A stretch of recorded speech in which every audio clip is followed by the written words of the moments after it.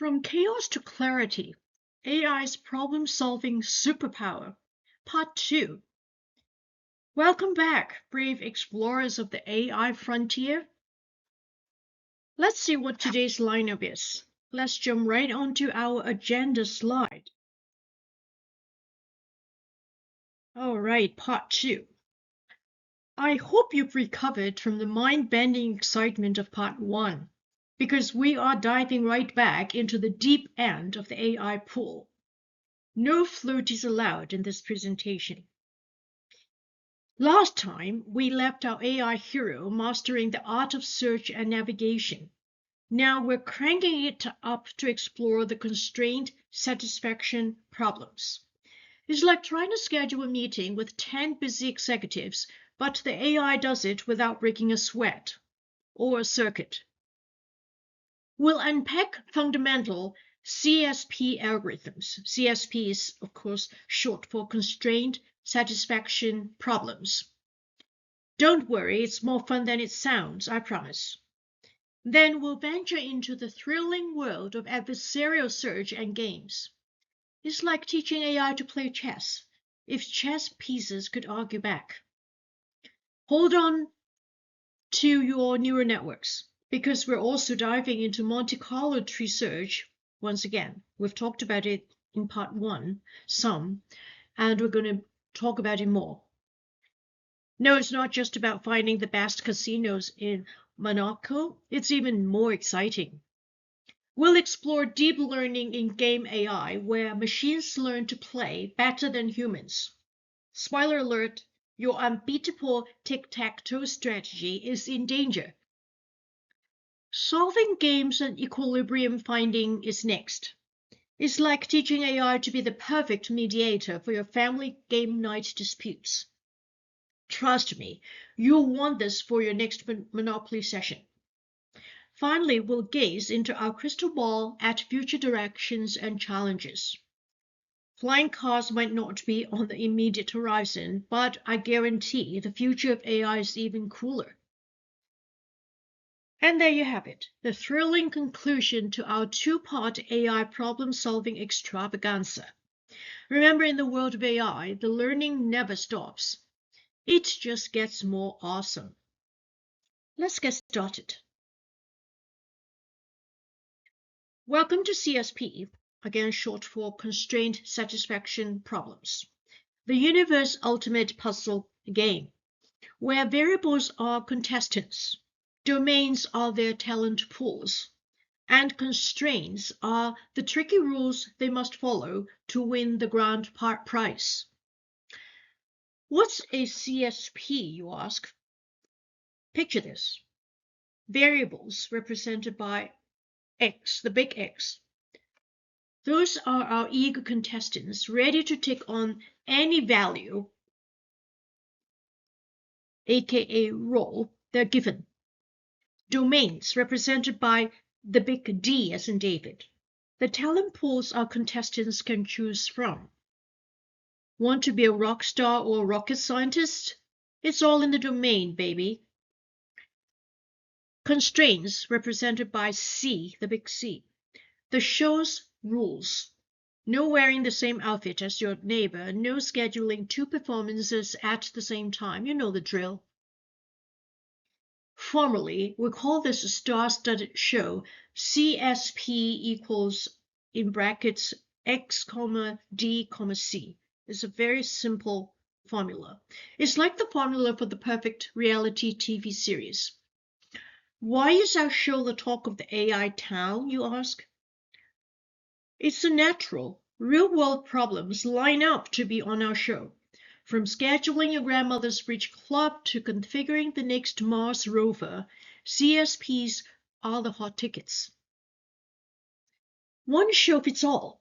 Our format is so versatile, it's like the Swiss Army knife of problem solving. Researchers love us. We're efficient. Our specialized algorithms are like having a team of ninja producers, cutting through the chaos faster than you can say general search method. Now, let's meet our contestants. The discrete divas versus the continuous crooners. Some can only hit specific notes, while others can slide through any pitch. Next is linear Larry versus nonlinear Nancy. Larry is all about straight lines, where Nancy's got curves in all the right equations. Last up is binary Bob versus Anne-Marie Nora. Bob's all about dynamic duels, but Nora, she's throwing constrained parties with guest list of all sizes. And now some fan favorite episodes. Map coloring madness, where countries compete to wear the flashiest colors without matching their neighbors. It's like a geopolitical fashion show. The next fan favorite episode is quote unquote Sudoku Showdown. 81 numbers battle it out to find their perfect homes in a 9x9 grid. It's like The Bachelor, but with more math and less drama. And then we have Scheduling Spectacular. Watch as tasks and resources perform a complex dance to create the perfect schedule. It's like choreographing a ballet with a bunch of caffeinated squirrels. Yes, I used this analogy before. It's quite appropriate here as well, I think. These examples show how our show can host everything from simple party games to complex corporate restructurings. CSPs are the chameleons of the problem-solving world. As we continue our thrilling session of CSP, the Universe Ultimate Puzzle Game, we'll explore mind-bending algorithms, death-defying techniques, and applications so wild they'll make your head spin. Remember, in the world of CSPs, every problem is just a puzzle waiting to be solved. Every variable is a star waiting to shine, and every constraint is just a plot twist in the grand story of optimization. Stay tuned for our next exciting episode where we'll dive deeper into the backstage drama of solving these cosmic conundrums. Will our contestants find their perfect assignments? Will the constraints play nice? Find out next time on CSP, the Universe Ultimate Puzzle Game. Here we have 3 intrepid teams competing to find the legendary constraint satisfaction treasure. Let me introduce you to our contestants. Team Backtrack, the systematic spelunkers. Spelunkers are people who explore caves as a hobby or for scientific research. The term comes from the Latin word spelunca, which pronounced similar but spells differently, meaning cave. I hope I pronounced it correctly. If not, I hope you know what I meant. This is led by Captain LaCour from 2009. These methodical adventurers leave no stone unturned in their quest. Their strategy? Number 1, choose an unexplored tunnel, aka unassigned variable. Number 2, try a path, that is, assign a value. Number 3, check if it's safe, aka constraint consistency. Lastly is, if it's a dead end, backtrack and try another path. But wait, they've got some nifty gadgets. Forward checking goggles. Spot dangerous paths ahead. Conflict directed jackpack. Zoom back to the last safe point. Dynamic variable compass always points to the most promising tunnel. These upgrades turn our spelunkers from cautious cave crawlers to efficient subterranean speedsters. Our next team, Team Arc Consistency. You may think of them as the pre-processing pioneers. Captained by Shax, 1995, These clever explorers believe in working smarter, not harder. Before diving in, they use their AC-3 treasure map trimmer.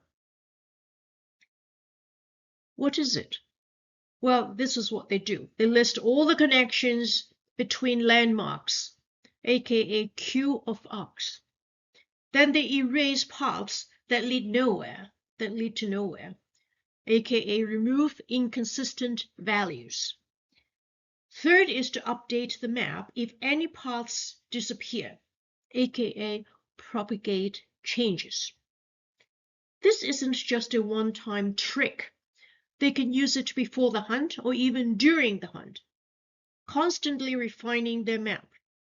It's like having a magical eraser that makes the maze smaller and easier to solve. Next team up is called Team Local Search. Think of it as the randomized ramblers. Led by the daring Salman from 1994, these adventurers have a unique approach. Instead of careful planning, they dive right in and figure it out as they go. Their min-conflicts madness method is like this. Start anywhere in the maze, aka random assignment. If they hit a wall, choose the direction with the clearest path, aka minimize conflicts. And then you keep going until they find the treasure or get tired. These wild explorers can cover a lot of ground quickly, often stumbling upon the treasure in massive mazes where others might get lost. But beware, they might miss hidden passages or get stuck in loops. The Great CSP Treasure Hunt Showdown. Each team brings something special to the hunt. Team Backtrack, they're slow and steady. They'll always find the treasure, eventually. Team Arc Consistency, they might not find the treasure directly, but they'll make the map a whole lot simpler for everyone else to use. Team Local Search, they're fast and furious. They might find the treasure quickly or run in circles forever. In the ultimate treasure hunt, the smartest explorers know when to use each team's strengths. Sometimes you need Team Backtrack's thoroughness. Other times, Team Arc Consistency's clever pre-processing. And for those giant, twisty mazes, Team Local Search's speed might save the day. Remember, aspiring CSP treasure hunters, mastering these techniques is key to becoming the ultimate problem-solving Indiana Jones. Whether you're searching for ancient artifacts or just trying to schedule your office's next pizza party, these algorithms are your trusty toolkit. Stay tuned for our next exciting episode where we'll see how our teams fare in the Temple of Non-Linear Constraints. Will Team Backtrack get lost in the catacombs? Will Team Arc Consistency's map survive the temple's shape-shifting rooms? And will Team Local Search's luck finally run out? Find out next time on the Great CSP Treasure Hunt.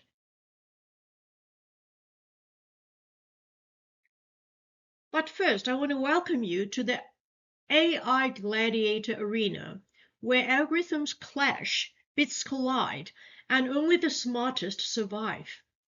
Here we don't just play games, we wage epic battles of wits in a digital colosseum. What's this madness, you ask? It's adversarial search. Picture this. 2 AI gladiators enter the arena, each with their own secret battle plan.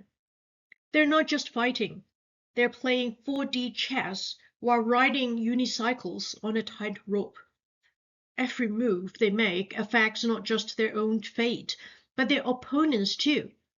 It's like a cosmic dance of, if I do this, they might do that, but then I could do this other thing too. Mind-bending, isn't it? Why should you care about our AI gladiators, you ask? They're the ultimate test dummies for AI. We've seen them conquer chess, crush Go, and they're probably plotting world domination in Monopoly as we speak. They're real-world superheroes in disguise. These gladiators don't just play games. They're out there fighting cybercrime and helping your car navigate through traffic that looks like a chaotic game of Frogger. Now, let me introduce you to our star contestants. The Mini Max Marauder. Oh, what's a marauder, you ask? Marauder is a person or an animal that goes from one place to another looking for people to kill, or things to steal or destroy. That's a marauder. I think I pronounced it correctly. Well, this gladiator always assumes their opponent had their Wheaties for breakfast and will play perfectly. It's constantly flip-flopping between what's best for me and what's worst for them. Talk about mood swings. At the end of each battle simulation, it uses its crystal ball, aka evaluation function, to predict the winner. They're the alpha-beta assassin. The clever gladiator took one look at Minimax and said, "Hold my algorithm. I can do better." It keeps track of two secret weapons. First one is called Alpha, its best move, and Beta, the opponent's best move. If it smells a losing battle, that is, if Beta is less than or equal to Alpha, it doesn't even bother fighting. That's work smarter, not harder, my friends. But even our mighty gladiators face challenges in the arena. The "what's my opponent thinking" conundrum. Mind reading isn't part of the standard AI toolkit yet. The crystal ball clarity issue. Sometimes predicting the future is like trying to read tea leaves in a sandstorm. And the optimal play versus exploiting weaknesses dilemma. Shall I use my best move or take advantage of my opponent's love for checkers in a chess match? And the too many choices overwhelming problem. Too overwhelming, that's the problem. Imagine playing chess where each piece is a transformer with a million possible moves. Yeah, it's kind of like that. As our gladiators continue to train and evolve, they're getting better at handling these challenges. They're like the Rocky Balboa of the digital world, always coming back stronger. Understanding these epic battles is key to creating AI that can thrive in our chaotic, competitive world. Whether it's outsmarting opponents in a game of Go, predicting stock market trends, or navigating through a sea of TikTok dances to find the next viral hit, adversarial search techniques are the secret sauce. In our next episode, we'll explore advanced techniques like, again, Monte Carlo tree search, which we talked about a little bit already in part 1, but we'll explore it further. Will our gladiators learn to predict the future? Will they finally figure out how to win at rock, paper, scissors, lizard, smoke? Find out next time in the AI gladiator arena. Remember, in the world of adversarial search, every decision is a battle, every algorithm a warrior, and every solution a hard-earned victory. May the best AI win. All right, let's take a look at Monte Carlo tree search again. I want to welcome you to the big top of algorithmic acrobatics, where our star performer now is MCTS, which is the acronym for Monte Carlo Tree Search. It juggles probabilities, tames uncertain outcomes, and walks the high wire of decision making without a net or a heuristic. Let's meet our fantastic four-step act. We've talked about this four-step act in part one of this presentation, but I'd like to revisit them and get a little bit further into them. Number one, selection. Our AI tightrope walker balances on the wire, choosing each step carefully. It's part daredevil, aka exploring new paths, and part cautious acrobat, that is, sticking to known successes. Number two, expansion. Like a clown car, our algorithm keeps producing new possibilities from seemingly nowhere. Third, simulation. Our fortune teller gazes into the crystal ball, playing out random futures faster than you can say abracadabra. Number four, back propagation.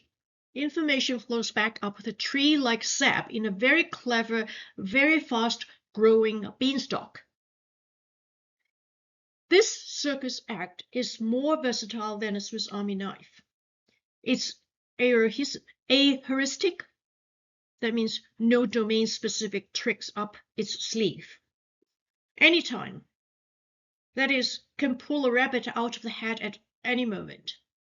It's asymmetric, which means grows its search tree like a bonsai master with ADHD, focusing on the interesting bits only. But wait, there's more. Enter the UCT algorithm, the ringmaster of this circus. It uses a magic formula to keep our performers in check. What's UCT stands for? In the context of what we're talking about, in the context of AI, it stands for Upper Confidence Bound Applied to Trees, which is an algorithm used in decision processes, particularly in AI and game theory. So you're looking at the one and only one formula here in the whole presentation. This is the only one, I promise, because we are not getting into the math zone. But this one is interesting. Let me read it to you. So UCT value equals x sub j plus c times square root in bracket natural log of n divided by n sub j. What is it? What does it mean? Well, let's imagine you are playing a game where you have to pick the best ice cream flavor, but you can only try one at a time. This UCT formula is like a special rule to help you choose which flavor to try next. Let me break it down for you. X sub j, subscript j. This is like how yummy you think a flavor is based on what you've tasted so far. If you really liked chocolate last time, it's get a high score. And then you have this c times square root in brackets natural log of n divided by n sub j. This is the tricky part, but think of it as adventure points. It encourages you to try flavors, ice cream flavors, you haven't tasted before or in a while, or haven't tried at all. I'm going to leave it at that. And how about the UCT value? This is the total excitement score for each flavor, for each ice cream flavor that you tried. It's a mix of how yummy you think it is and how exciting it would be to try it again. The whole idea is to help you balance between eating the flavors you know you like, that's the exploitation part, and trying new flavors or giving old ones another chance. That's the exploration part.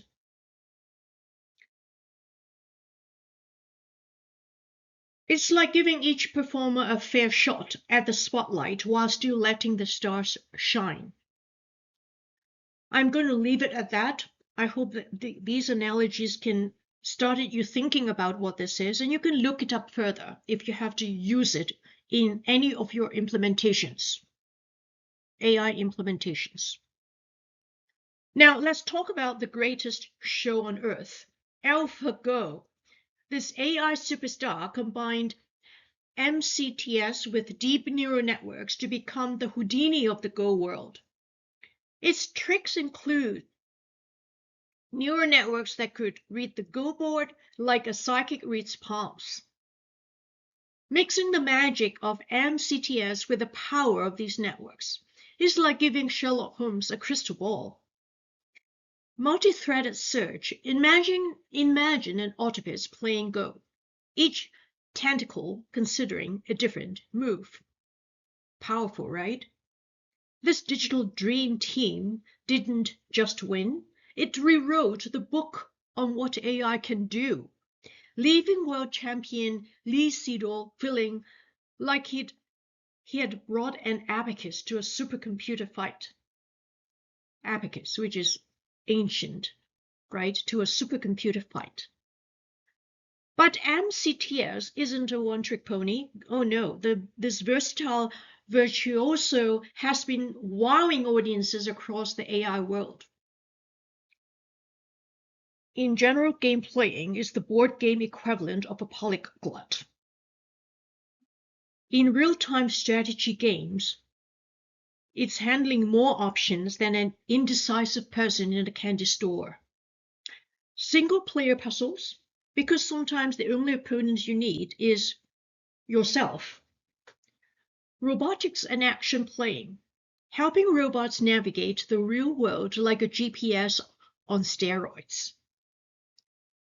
So there you have it, MCTS, the algorithm that proves sometimes the best way to solve a problem is to play a few thousand imaginary games in your head.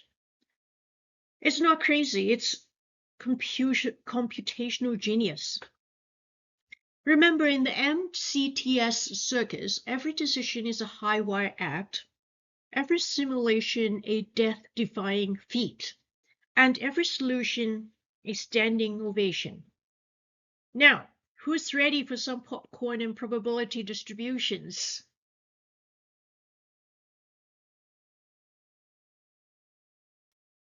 Now I want to invite you to a little drama with several acts. Act 1, TD Gammon. You've played TD Gammon before, or just Gammon before. It's from the Backgammon Whiz Kid of 1994. The wonder kid of the backgammon world. This little genius cooked up by Gerald Tesoro wasn't just playing the game, it was rewriting the rulebook. It had a neural network brain that could judge a backgammon board faster than you can say double six. Instead of studying dusty old strategy books, it learned by playing against itself. Talk about self-improvement. TD Gammon didn't just follow the playbook, it wrote a new one, discovering moves that made human experts go, huh? What's it doing? Lesson learned. Sometimes to think outside the box, you need to build your own box. Act 2. Deep Blue, the chess terminator of 1997. You remember Deep Blue? IBM's chess-playing behemoth that made Garry Kasparov feel like again he brought an abacus to a supercomputer fight. I just said that in my previous slide. But it's a good analogy, right? You can picture that. Bringing an abacus, which is an own ancient analog thing, to a supercomputer fight. Well, this silicon monster could crunch 200 million chess positions per second. It's like having Einstein on steroids. It came equipped with a chess evaluation function more complex than a teenager's mood swings. Deep Blue had memorized more openings and endgames than a librarian with a photographic memory. Moral of the story: sometimes brute force and a really, really good memory is all you need to checkmate a champion. Act 3, AlphaGo and AlphaZero, the AI Awakening, 2016 to 2018. Finally, we have the dynamic duo that made the AI world go, AlphaGo, and its even cooler sibling, AlphaZero. Regarding AlphaGo, it's combining neural networks with Monte Carlo tree search, like mixing peanut butter with chocolate, but for AI. It has separate networks for what should I do, aka policy, and how good is this, aka value.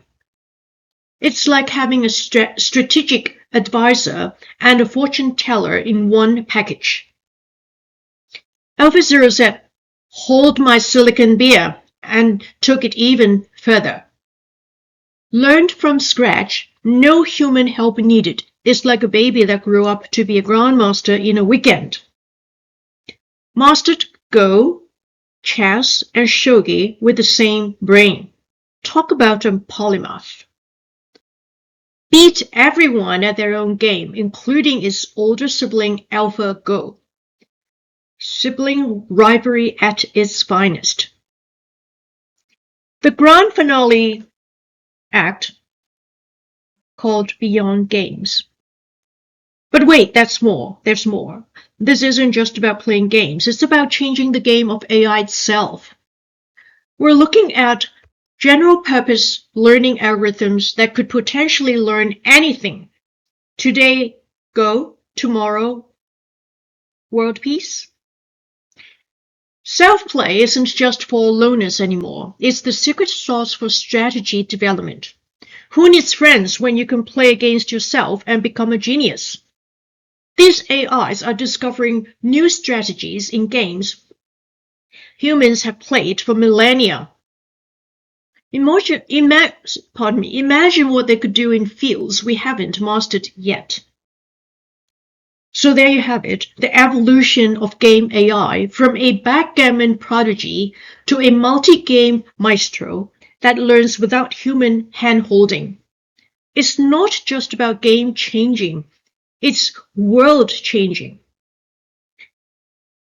And remember, in the game of AI, every move is a learning opportunity. Every game is a chance to rewrite the rules.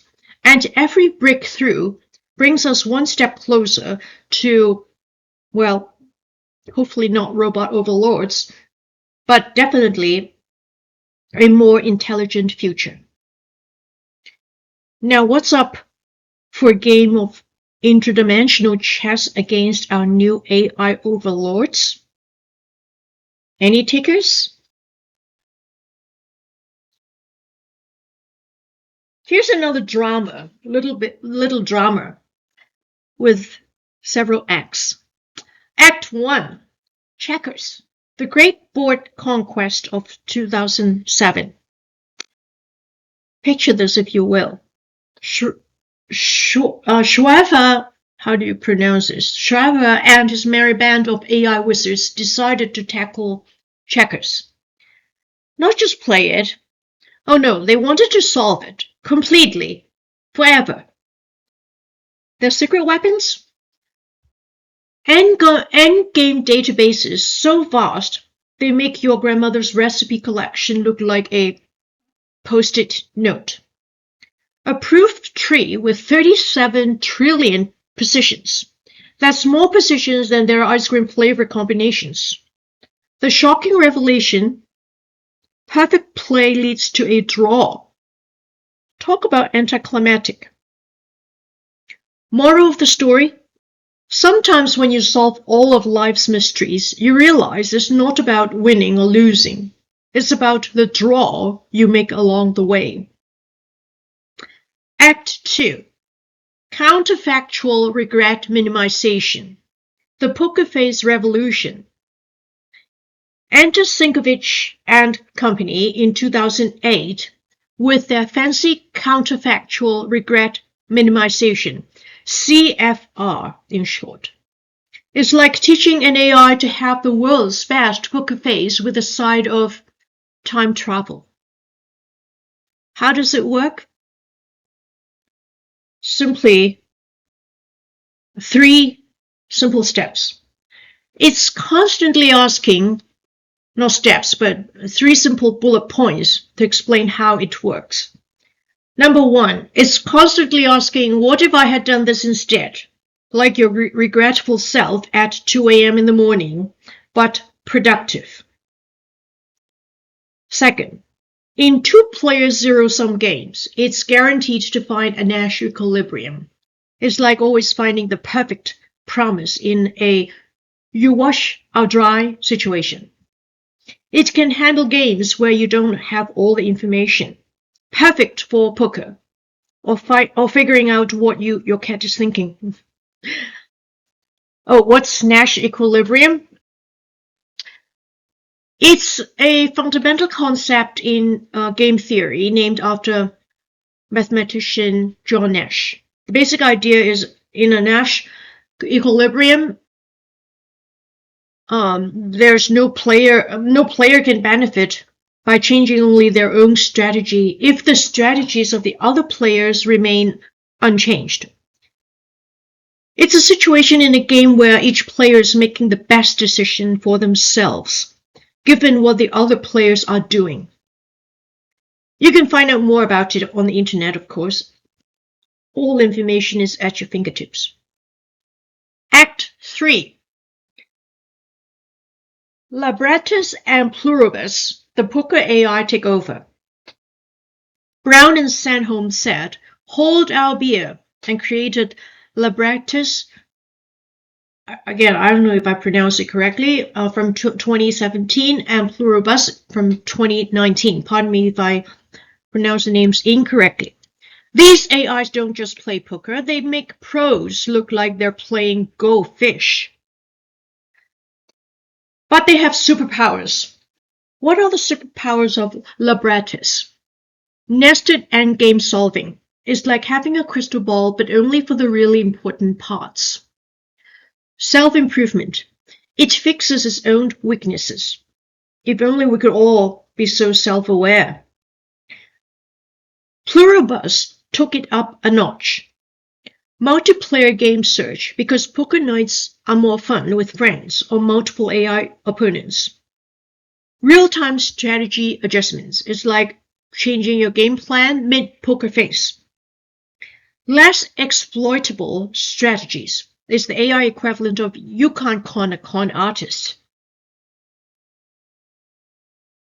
Now the grand finale beyond the game table.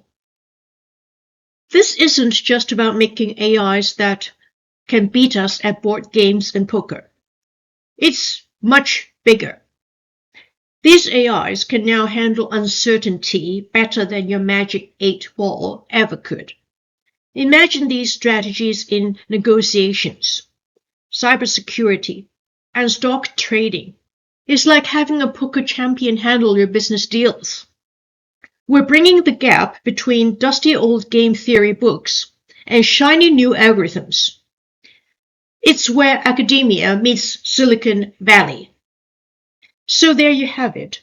We've gone from solving checkers, boring, to creating poker AIs that could probably bluff their way into Fort Knox. It's not just game-changing, it's world-changing. Again, remember, in the game of AI, every solved puzzle is a step towards a future where machines might just outsmart us all. But hey, at least they'll be really good at checkers and poker. They play with us. Now, who's up for a friendly game of multidimensional quantum poker against our new AI overlords? Any takers? Don't worry, the stakes are only the future of humanity.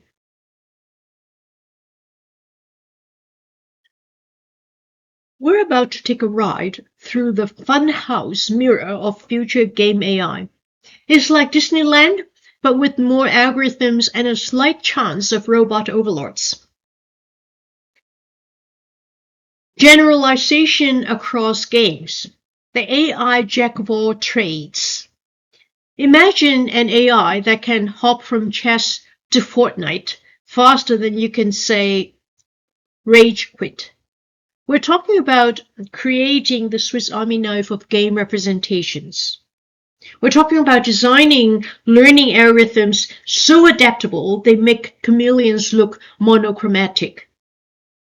We're talking about balancing specialization and generalization like a tightrope walker at a circus for nerds. It's like teaching your dog to play fetch, do your taxes, and write Shakespearean sonnets all at once. Imagine that. Human-AI collaboration, the ultimate power couple. Picture this, you and AI teaming up like Batman and Robin, but nerdier.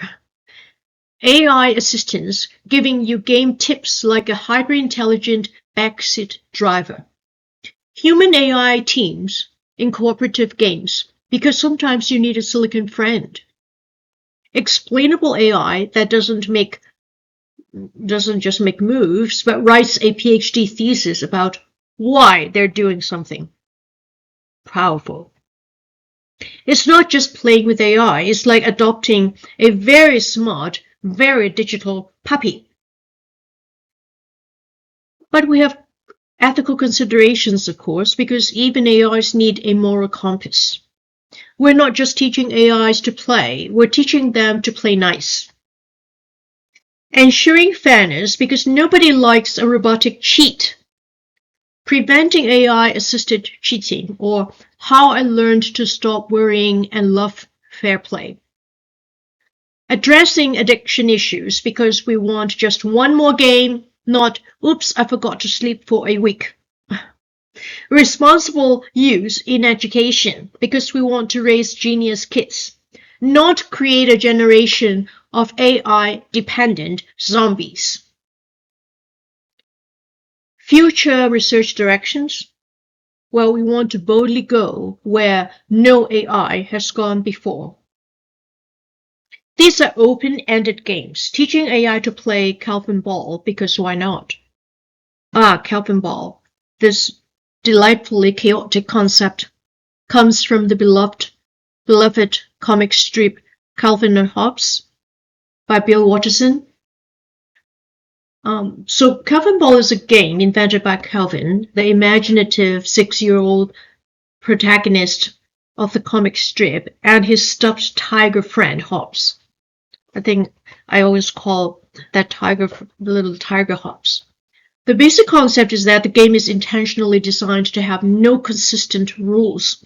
The rules change constantly, often mid-game, usually to the advantage of whoever is making them up at the moment. Typically Calvin.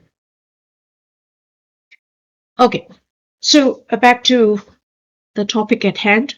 Partial observability and deception, making AIs that can handle a poker face better than you.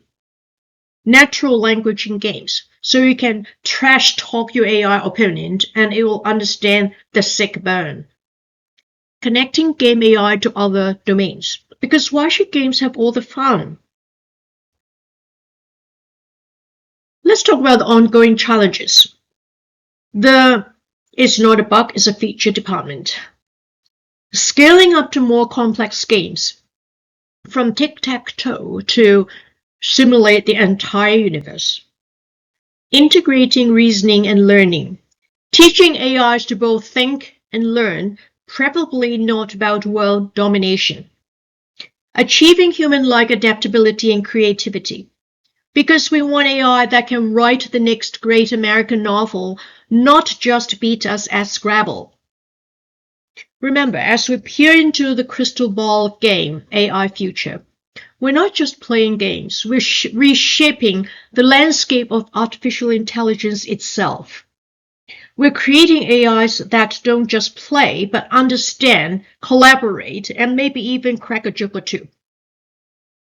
So the next time you're playing a game and your AI opponent does something surprisingly clever, Just remember, you might be witnessing the first steps towards a future where AIs don't just play games. They rewrite the rule book of intelligence itself. Now, who's ready for a rousing game of 4D chess against our future AI overlords? Don't worry, they promise to let us win. Occasionally. Yeah, right. All right, in conclusion, let's take a look at our greatest hits so far. We have a greatest hits album. And in our album, we have, I think, 4 different great hits. The first great hit is named Search Me Baby. From basic to advanced, these algorithms are the real MVPs of AI problem solving. Second greatest hit is named It's Complicated. Techniques for navigating the murky waters of uncertainty, because life and AI isn't always crystal clear. The third hit is named Constrained Satisfaction Blues, where we learned that sometimes the best solution is just making everyone slightly unhappy. The last greatest hit is named Game On. At the Sarah Search and Game AI for How I Learned to Stop Worrying and Love Being Beaten by Machines. But wait, there's more. These aren't just solo artists, they are the ultimate AI supergroup. Search and Game AI are like peanut butter and jelly. CSP and planning are the dynamic duo of problem solving. And learning-based approaches are the secret sauce that makes everything tastier. Key takeaways, or what we learned while our AI overlords weren't looking. Here are some key takeaways for you.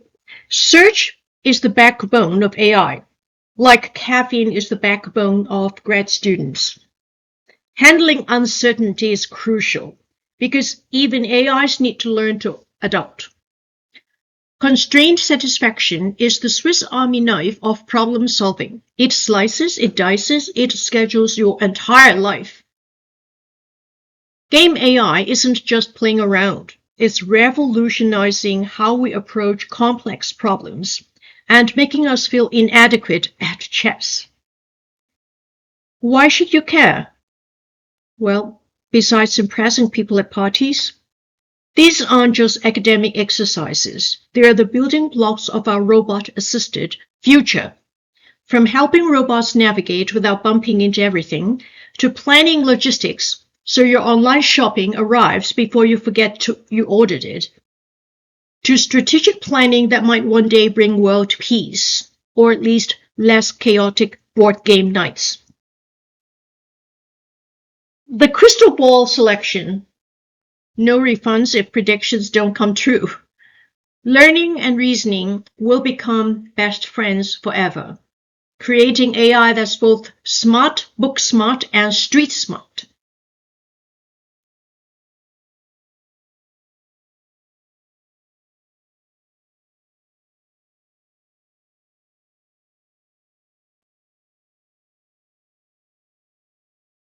AIs will get better at handling uncertainty, maybe even better than your magic 8-ball.